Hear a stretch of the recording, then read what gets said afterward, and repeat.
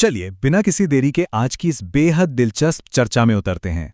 आज हम hardware hacking और रिपेयर की उस दुनिया में जाने वाले हैं जहां चीजों को अक्सर कबाड़ मान लिया जाता है।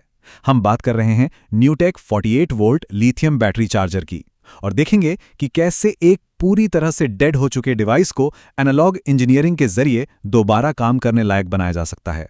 जरा सोचिए, क्या हो अगर किसी मशीन का सबसे जरूरी पुर्जा यानी उसका दिमाग ही पूरी तरह से डेड हो जाए, और उससे भी बुरी बात, पूरे मार्केट में उसका कोई रिप्लेसमेंट ही ना मिले। अक्सर ऐसे में डिवाइस को बेकार मान लिया जाता है, लेकिन क्या सच में इसे फेंक देना ही एकमात्र विकल्प है या फिर कोई दूसरा रास्ता भी निकाला जा सकता है?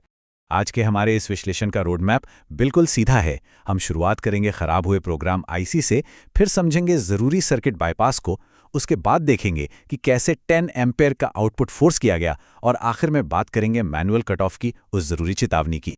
तो चलिए अपने पहले चरण की ओर बढ़ते हैं, the dead program IC. Newtech 48 volt lithium charger का मेन प्रोग्राम आईसी, जिसे हम इस चार्जर का डिजिटल दिमाग कह सकते हैं, वो पूरी तरह से करप्ट हो चुका है। अब सबसे बड़ी परेशानी की बात यह है कि बहुत ढूंढने के बाद भी मार्केट में इसका कोई रिप्लेसमेंट मौजूद नहीं है। बिना इस आईसी के ये पूरा सर्किट बोर्ड सचमुच एक प्लास्टिक और मेटल के टुकड़े से ज़्यादा कुछ नहीं है।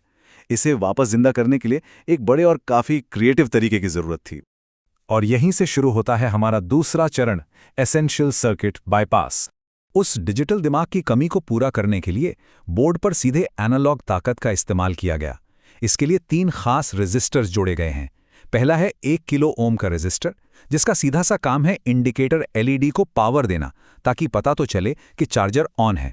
दूसरा 150 किलो ओम का रेजिस्टर लगाया गया है जो डीसी सेंस जनरेट करता है, मतलब ये पहचानता है कि बैटरी कनेक्ट हो चुकी है। और तीसरा है 10 किलो ओम का रेजिस्टर जो सीधे रिले और कूलिंग फैन को एक्टिवेट करता है। इन 3 छोटे छोटे रेजिस्टर्स ने मिलकर उस डेड बोर्ड के सारे जरूरी फंक्शंस को मानो बाईपास सर्जरी करके वापस चालू कर दिया। चलिए अब आते हैं तीसरे और सबसे अहम हिस्से पर, फोर्सिंग 10 कांस्टेंट एम्प्स। 10 एम्पियर, यही वो नंबर है जो इस पूरे मॉडिफिकेशन की असली जान है। बिना उस प्रोग्राम आईसी के इस एनालॉग सर्किट को अब कुछ इस तरह से सेट किया गया है कि ये बैटरी को लगातार बिना रुके 10 एम्पियर का भारी भरकम करंट देता रहे। अब ये लगातार 10 एम्पियर का करंट हासिल कैसे किया गया, वो समझना बहुत ही दिलचस्प है।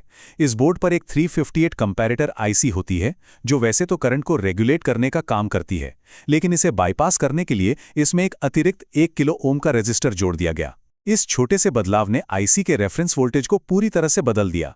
इससे सिस्टम को ये लगने लगता है कि उसे लगातार अपनी पूरी क्षमता से काम करना है। इसका नतीजा ये हुआ कि ये 358 आईसी बिल्कुल स्टेबल हो गई। अब चाहे बैटरी लो हो या फुल चार्ज हो गई हो, करंट किसी भी हाल में 10 एम्पियर से कम नहीं होगा। ये एक बहुत ही शानदार एनालॉग जुगाड़ है जिसने चार्जर को एक फिक्स आउटपुट मशीन में बदल के रख दिया। लेकिन हर जुगाड़ की अपनी एक कीमत होती है, इसलिए अब हम बढ़ते हैं अपने चौथे और आखिरी हिस्से की तरफ, the manual cut off warning. देखिए, जो ओरिजिनल डिजिटल बोर्ड था उसमें वेरिएबल एम्प्स और ऑटोमेटिक सेफ्टी कट ऑफ की सुविधा थी, यानी जैसे ही बैटरी फुल होती चार्जर खुद ब खुद बंद हो जाता था। लेकिन हमारे इस नए एनालॉग रेजिस्टर मॉडिफिकेशन में लगातार 10 एम्पियर का करंट फ्लो हो रहा है और इसमें कोई भी ऑटोमेटिक कट ऑफ नहीं है। डिजिटल प्रोग्राम हटने का सीधा मतलब है कि वो सेफ्टी फीचर पूरी तरह से खत्म हो चुका है, और सच कहें तो उसे एनालॉग तरीके से दोबारा बनाना बहुत ही जटिल काम है। इसी वजह से इस मॉडिफिकेशन के साथ एक बहुत ही सख्त हिदायत जुड़ी है। कस्टमर का काम अब सिर्फ चार्जर लगाना नहीं है, बल्कि टाइमिंग पर पैनी नज़र रखना भी है। मतलब 3 या 4 घंटे के बाद इसे खुद अपने हाथों से हटाना होगा, क्योंकि अब ये चार्जर अपने आप बंद नहीं होने वाला। अगर इसे तय समय पर अनप्लग नहीं किया गया तो ये लगातार 10 एम्पियर करंट देता रहेगा, जो बैटरी के लिए खतरनाक साबित हो सकता है। ये एक ऐसा कड़ा नियम है जिसे इस डिवाइस के साथ हमेशा याद रखना ही होगा। तो इस पूरे विश्लेषण के अंत में एक बहुत ही गहरा सवाल हमारे सामने आता है।